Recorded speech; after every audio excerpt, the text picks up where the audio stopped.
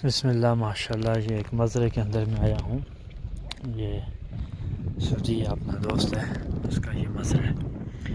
इसके अंदर हर किस्म की सब्ज़ी है।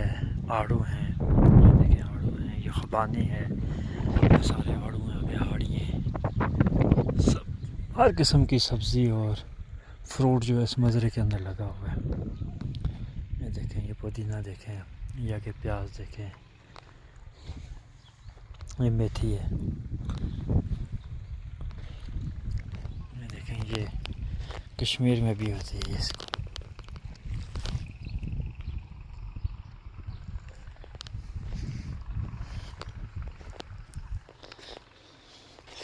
बाकी सूदी सब्ज़ी है ये देखें, ये सूदी लोग खाते हैं।